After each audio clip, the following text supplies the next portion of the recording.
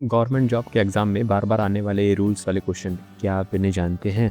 आज के इस वीडियो में हम लेकर आए हैं गवर्नमेंट एग्ज़ाम से पूछे जाने वाले important service rules questions Way! जैसे CCS rules, pension rules, gratuity, RTI और कंडक्ट रूल्स।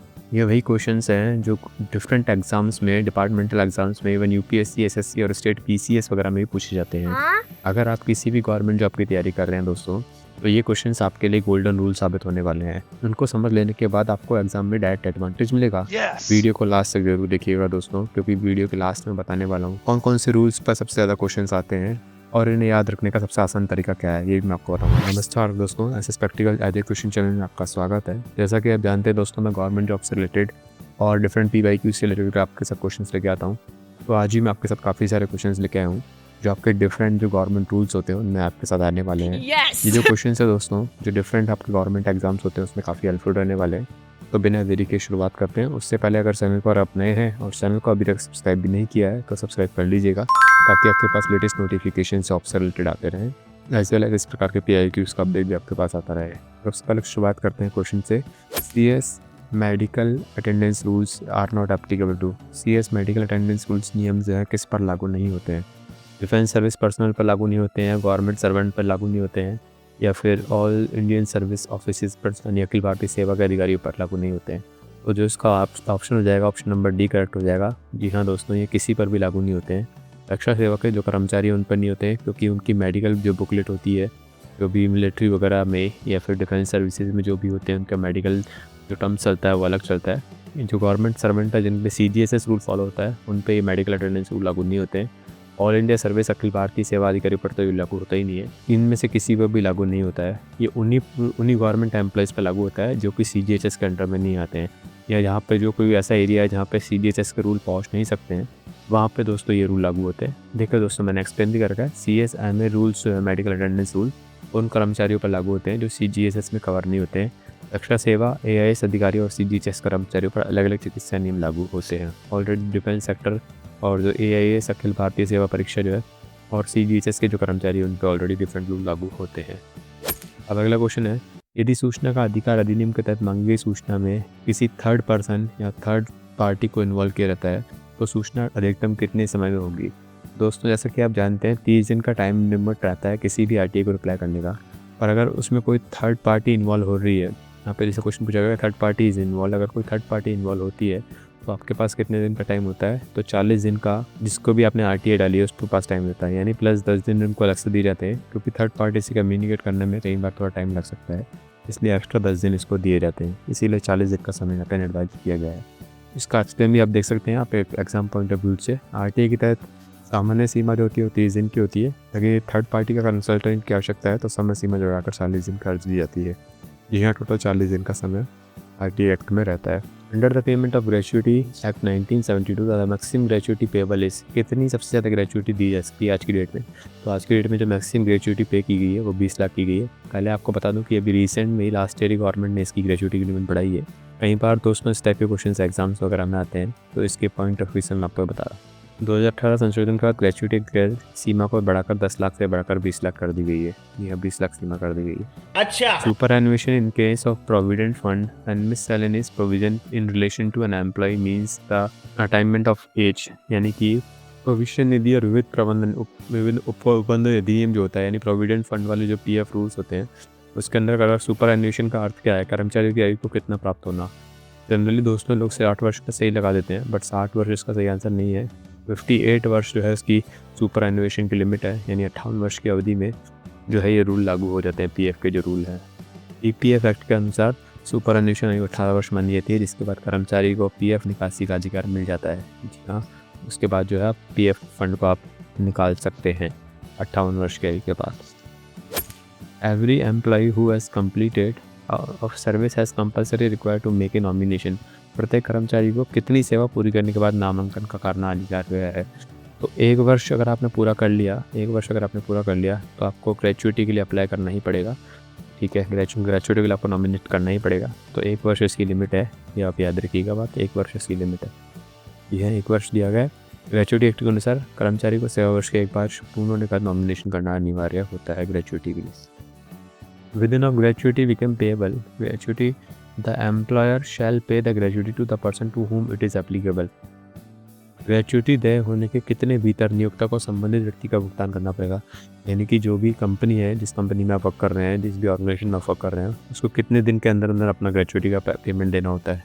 तो जो दोस्तों उसका सही आंसर हो जाएगा, वो हो जाएगा 30 दिन के अंदर। 30 दिन यानी कि 30 डेज़ के अंदर अंदर आपको ग्रेचुइटी का पेमेंट देना पड़ेगा। अगर आपने 30 दिन में नहीं दिया तो उस पर आपको पेनल्टी लग सकती है, इवन आपको इंटरेस्ट वगैरह भी देना पड़ सकता है। तो 60-40 गलत हो जाएगा, 30 डेज से ऑप्शन नंबर सी करेक्ट हो जाएगा।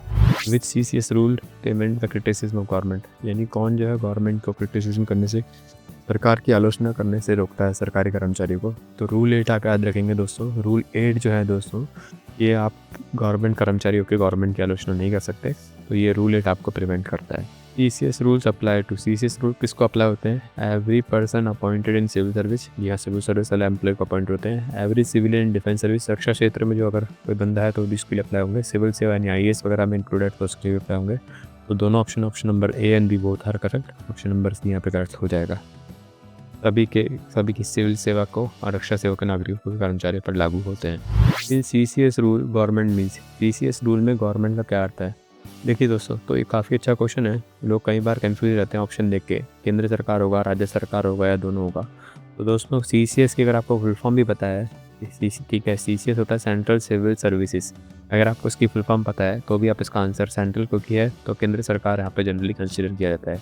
तो सरकार जहाँ पे भी वर्ड आएगा वहाँ पे उसको ऐसे केंद्र सरकार माना जाएगा, यानी सेंट्रल गवर्नमेंट माना जाएगा। CCS का फुल फॉर्म भी होता है सेंट्रल सिविल सर्विसेज, यानी कि केंद्र सरकार के जो भी अधीन है उसी को यहाँ पे सरकार शब्द से नियुक्त किया गया है, राज्य सरकार को नहीं किया गया। बोथ ऑप्शन देख के जनरली 90% बच्चे जो हैं वो both option A and B पे क्लिक कर देते हैं, जबकि वो गलत है। ऑप्शन नंबर A यहाँ पे करेक्ट है दोस्तों। Employment of near relatives of government servant in companies और firms is defined in CCS rules under.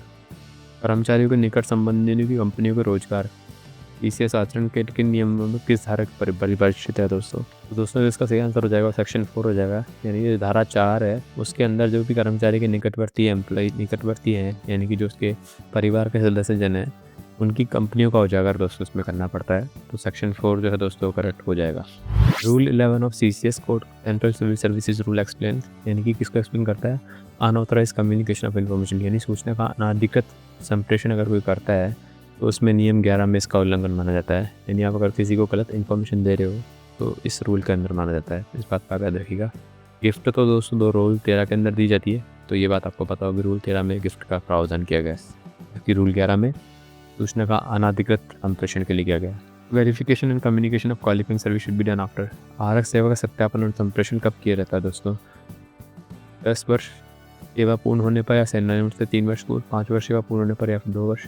सेवा का जो सत्यापन है किसी का भी, वो कंप्लीशन ऑफ 10 ईयर सर्विसेज, यानी 10 साल की आपने अगर सर्विसेज पूरी कर ली है या रिटायरमेंट से 3 साल पहले है, तो आपकी जो सेवा है उसका सत्यापन किया जाएगा। आपने जो भी वर्क किया है, verification communication of qualifying services, जो भी आपने क्वालिफाई किया है सर्विसेज में, वो जो होगा वो डन होगा 10 वर्ष के बाद या फिर 3 साल रिटायरमेंट से पहले। The term family for the purpose of pension includes, pension के उद्देश्य से परिवार में शामिल है पति एंड पत्नी दोनों। जी हाँ बिल्कुल, या तो पति होगा या पत्नी शामिल होगा।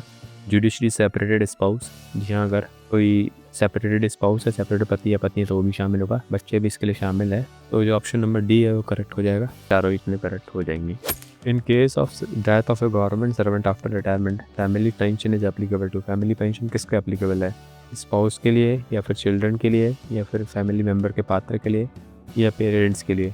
दोस्तों जो इसके लिए एलिजिबिलिटी होती है वो सिर्फ पत्नी के लिए होती है, ये बात आप याद रखिएगा। स्पाउस जो है वो सिर्फ एलिजिबल होता है। दोस्तों इस बात का याद रखिएगा कि जो स्पाउस होती है यानी जो जीवन साथी है, उसी को पेंशन का अधिकार प्राप्त है। Gratuity is payable when A government servant completes a minimum qualifying service of, minimum 5 साल अगर आप सर्विस कर लेते हैं तो आप ग्रेचुइटी के लिए एलिजिबल हो जाते हैं। दोस्तों ये बात आप याद रखिएगा। 5 साल अगर एक बार गवर्नमेंट आपने सर्विस कर ली तो ग्रेचुइटी के लिए आप एलिजिबल हैं। पेमेंट ऑफ ग्रेचुइटी एक्ट के अनुसार 5 वर्ष की निरंतर सेवा आवश्यक होती है। Which rules deals with taking part in politics and election under CCS rule, यानी कि CCS आचरण के नियमों के तहत राजनीति और चुनाव में भाग लेने के संबंध में कौन सा नियम लागू है? तो रूल 5 जो है दोस्तों वो taking part in politics and election में रूल लेने से रोकता है। ये बात याद रखिएगा। रूल 5 का उल्लंघन करता है अगर कोई भी गवर्नमेंट एम्प्लॉय पॉलिटिक्स या फिर इलेक्शन में पार्टिसिपेट करता है, तो रूल 5 का वॉयलेशन करता है। Which rules restrict government server from joining association. Rule 6 है दोस्तों, किसी भी एसोसिएशन में शामिल होने से गवर्नमेंट एम्प्लॉयज़ को रोकता है। तो ये बात भी आप याद रखिएगा। रूल्स इसके अनुसार कर्मचारी किसी एसोसिएशन में शामिल नहीं हो सकते सरकार के खिलाफ गतिविधियों में शामिल हो। In CCS conduct rule maintaining integrity and devotion is duties covered under. CCS आचरण के नियमों की सत्यनिष्ठता कर्तव्यनिष्ठता को बनाए रखने इस नियम काम में आता है। तो दोस्तों जो रूल 3 है ये सबसे ज़्यादा इंपॉर्टेंट रूल है। ये आपकी इंटीग्रिटी एंड डिवोटेशन टू ड्यूटी को बनाए रखने में मदद करता है। रूल 3 इसका सही आंसर हो जाएगा। A government servant shall not accept gift exceeding prescribed value without, यानी पूर्व अनुमति प्रायर परमिशन, आपको पहले परमिशन लेनी होगी तभी आप एक अधिक मूल्य का इसे उपहार स्वीकार कर सकते हो, उससे पहले नहीं कर सकते कोई भी गवर्नमेंट एम्प्लॉय है तो। अच्छा दोस्तों ये कुछ क्वेश्चंस थे जो मैंने आपके साथ लेके आया हूँ। अभी और भी क्वेश्चंस है रिमेनिंग क्वेश्चन, वो भी मैं आपके साथ नेक्स्ट वीडियो में बना के लेके आने वाला हूँ। तो आपके क्या विचार हैं इन चीज़ों को लेकर, आप अपने कमेंट करके मुझे विचार बता सकते हैं। चैनल पर अगर नए हैं और सब्सक्राइब नहीं किया तो सब्सक्राइब भी कर लीजिएगा। इसके अलावा कोई डाउट है तो आप मुझे रीच आउट कर सकते हैं। थैंक यू सो मच दोस्तों for watching the video and have a good day.